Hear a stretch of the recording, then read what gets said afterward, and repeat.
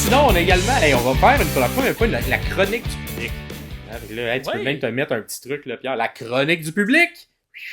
Et cette semaine, c'est Pierre-Paul qui nous a posé une question, qui nous a demandé à nous, chers soleils, Max et Pierre, est-ce que vous pouvez me donner votre top 5 de lutteuses préférées all time? Donc de toujours, ever.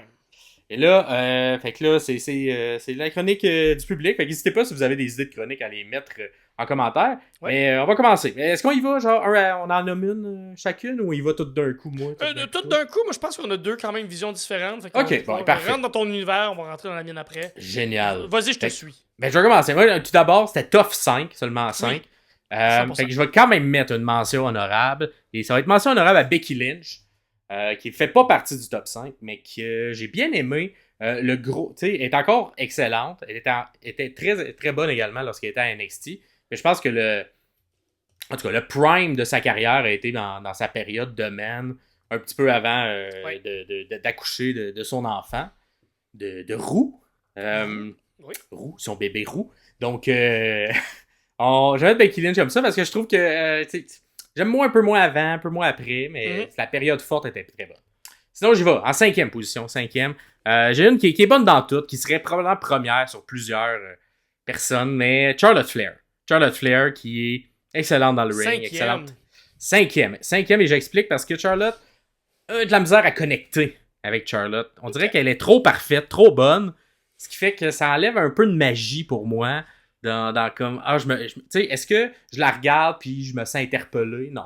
T'sais, moi je suis pas une grande belle blonde avec genre 6 pieds, des belles pattes. Moi je suis pas comme ça. Fait que je me sens pas interpellé par le casting puis par ce qu'elle dégage. J'ai pas une confiance inébranlable comme elle. Mon père, c'est pas un monsieur tout croche qui marchait genre semi au ralenti puis qui faisait genre qui tombait face première des fois. Non, moi c'est pas ça mon père. Fait que, on dirait, c'est pour ça, je vais mettre Charlotte en 5e position. En 4e, je vais avec une que j'ai beaucoup aimée et qui a tenu, selon moi, la division féminine pendant une trop longue période où c'était n'importe quoi, la division féminine de la WWE. Et c'est Beth Phoenix. Absolument. Beth Phoenix qui a jamais tombé dans cette espèce de gimmick, de diva ou tout ça. Donc, il est resté pro. La Glamazon, impressionnante physiquement, des finishers super beaux, des excellents matchs avec plein de filles. Des fois, elle n'avait pas des adversaires où c'était facile de les faire bien paraître. Elle réussissait tout de même à le faire. Puis également, une fin de carrière quand même efficace. Elle a été au micro, elle a fait des petits retours dans des matchs avec son copain Edge, Adam Copeland. Je l'ai trouvé efficace encore là-dessus. Oui, mais si tu te souviens du Royal Rumble 2020, je crois, elle s'est ouvert la tête. Elle était tout rouge, les cheveux tout rouges, puis elle a fait long, là. Elle était du sang, là, puis elle a été une championne, une pro, puis elle a continué, puis était forte, puis impressionnante, vraiment impressionnante. Ouais, impressionnante, puis en tout cas, j'ai toujours trouvé super forte dès le départ, puis j'ai trouvé qu'elle n'en a pas perdu en vieillissant. Elle est encore aussi excellente. Vraiment. Ensuite, en 3e position, j'ai Asuka. Asuka qui... je connaissais un peu moins, parce que moi, j'étais pas comme toi. Je suivais pas la New Japan, mais lorsqu'elle est arrivée en Amérique du Nord, qu'elle a commencé à NXT, pour moi, elle a gagné mon cœur. Elle a tout pété. Un charisme incroyable, cette madame-là. Et quand même... un âge avancé, là, Asuka, pour faire le type de lutte qu'elle fait, un peu strong style, beaucoup de bombes. Fait que beaucoup de respect, moi, pour quelqu'un qui parle pas la langue, qui réussit à se faire mettre over, puis que ça soit de manière organique comme ça, là, aussi apprécié. Une belle gimmick, des beaux costumes, fait que j'adore Asuka. En 2e position, qui peut-être un jour montera en première, je verrai. Elle n'a pas terminé sa carrière, mais c'est Bayley. Moi, j'ai toujours eu beaucoup d'affection pour Bayley. Tu sais, comme je disais, autant je connectais pas avec Charlotte Flair. Bayley, plus dans, me sens plus. C'est ça, tu sais, on dirait que je suis comme... Elle me présente plus. Là, ça, tu te reconnais plus dans l'underdog qu'elle était. Un peu underdog, gentil, tout ça. Là, elle est moins gentille les dernières années, mais même son heel, je le trouve drôle, puis... Elle reste sympathique, puis elle garde pas cette naïveté-là, mais elle garde un peu ce qu'on aime de très naturel chez elle, de très... On se rejoint, ou on est capable de se reconnaître en elle. Exactement. Puis aussi bonne, très bonne au micro, très Ouais. bonne également dans le ring. Elle aussi, elle en a vu Surtout dans le passer ring. des lutteuses qui Ouais. commençaient puis qu'elle a dû faire les matchs un peu tout seul. Ouais. Fait que non, une excellente lutteuse qui n'a pas encore fini sa carrière et que j'espère y avouer encore beaucoup de belles choses. Et en première position, ma lutteuse préférée, eh bien, depuis toujours, et encore plus depuis qu'elle est revenue, qu'elle a fait une deuxième run après être revenue d'un congé de maternité, et là, elle a gagné tout mon respect. Et c'est Mickie James. Ouh! Et Mickie James, c'était ma lutteuse préférée à l'époque, avant que ça devienne les divas, tout ça. C'était ma lutteuse préférée. Des grosses feuds avec Lita, Wow. avec Trish Stratus. Ensuite, je l'ai suivie à son époque où elle était à la TNA. Je la trouvais excellente également. Elle a été souvent knockout champion. The Hardcore Country. Ah, elle était excellente. Ils se battent avec des espèces de pattes d'éléphant. C'était écœurant. Elle avait un bon look. Excellente au micro également. Et elle a pris une petite pause pour congé maternité. Elle est revenue à peu près milieu 2010, avec autour 2014-2015, pour refaire une autre run à WWE, dans le coin d'NXT. Ouais. Des excellents matchs, encore une fois. Revenue un peu à la TNA également, entre-temps. Fait que pour l'ensemble de sa carrière, puis pour le gros impact qu'elle a eu en début de carrière en s'affrontant dans l'espèce de Golden Age avant que ça devienne tout croche, les filles. Mickie James, que j'ai toujours bien apprécié de mon côté. C'était la première championne de la TNA, Knockout Champion, à faire le saut au Rumble. T'sais, on a vu Jordan Gray cette année, mais il y a 2 ans, il y a 2 ans, c'était Mickie James qui arrive, ou il y a 1 an, qui arrivait avec la ceinture de TNA dans le Rumble de femmes. Donc c'est elle qui a ouvert la porte ou un des Forbidden Doors, là, entre guillemets. Ouais, puis je pense que ses meilleurs matchs, autres qu'en début de carrière, se sont passés à la TNA. Là, je pense que oui. Je pense que oui. Tu sais, mettons, de début 2000 jusqu'à début 2010, jusqu'à 2010, là, elle a des belles runs à la TNA en tant que championne knockout, fait que championne féminine. Donc, non, excellente. Beaucoup de charisme aussi, la madame. Fait que ça serait ma lutteuse préférée de tous les temps. Très cool. De ton côté, Pierre.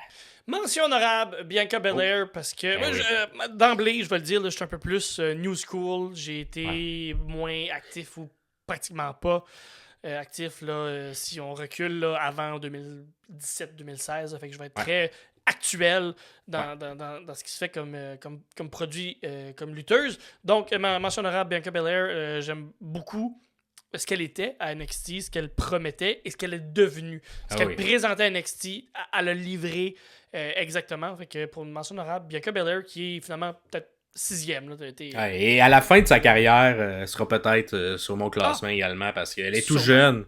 Elle est toute jeune. Sûrement. Elle a le monde devant elle. Si ça continue à être une passion pour elle et qu'elle aime ça. Numéro 5, Jamie Hayter du côté de All Elite. Okay. Oui, Jamie Hayter, quand elle est arrivée, on la connaissait pas, elle est arrivée comme une grosse surprise. Puis personne n'était comme, c'est qui cette tabarnak? Puis finalement, elle a livré. Malheureusement, son règne comme championne à All Elite, c'est étendu un peu trop vite parce que à cause d'une blessure, mais elle était heel et tout le monde l'aimait, puis ils ont été obligés de la changer face à cause du crowd pressure que je vais appeler, et son charisme et son travail dans le ring incroyable, surtout avec mon numéro 4 qui est son ami Toni Storm. Les matchs qu'elles ont eu ensemble, pour moi, c'est dans le top des matchs, des meilleurs matchs de lutte, point, qu'il y a eu à la All Elite. Puis il n'y a pas beaucoup de matchs marquants du côté féminin, mais ce match-là entre Toni Storm et Jamie Hayter, je ne sais pas exactement c'est lequel, mais il y en a un dans un pay-per-view où c'était excellent. Fait que 4, Toni Storm, surtout aussi l'évolution Toni Storm, tout ce qu'elle où elle est rendue de où elle part, puis c'est rendu une vétérane, même si elle a 31-32 ans maintenant. Beaucoup de bagages aussi, tu sais, commencer à la New Japan et par la suite passer par la case NXT. Oui. Par la suite, arrive à la All Elite et se trouve enfin. Exactement. Puis je pense que c'est le genre de personne qui pourrait avoir une carrière après pour entraîner, pour devenir producer. Je pense qu'elle a une intelligence de lutte qui fonctionne très bien. 3e place, Alexa Bliss. Oh, Alexa. Oui, que j'aime aussi, moi. Alexa, ses années fortes étaient très fortes. Oui, exactement. C'est pour ça que je l'ai mis en 3e position. C'est pas la meilleure lutteuse. C'est très basic, mais elle a réussi à lutter avec les meilleurs et c'était très potable, même très bon. Mais le Très bonne personnage...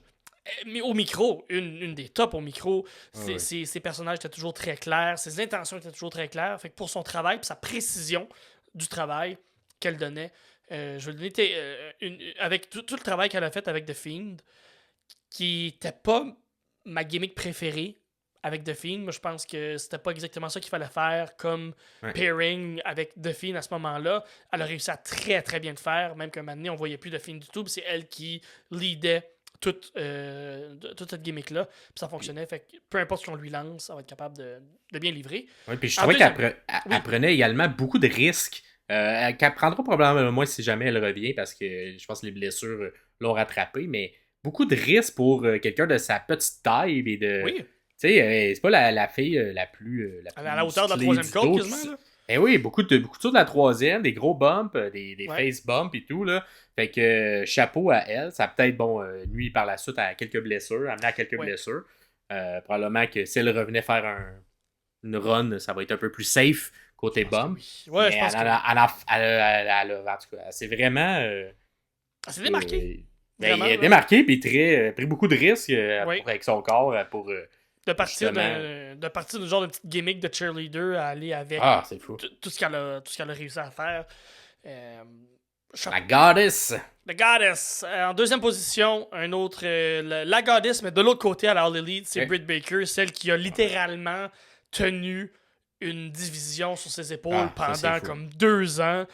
Tout ça, c'est elle qui est la plus prévisible. Pendant la COVID aussi, où il n'y avait personne dans les... Exactement. Elle a réussi à se mettre over avec une blessure.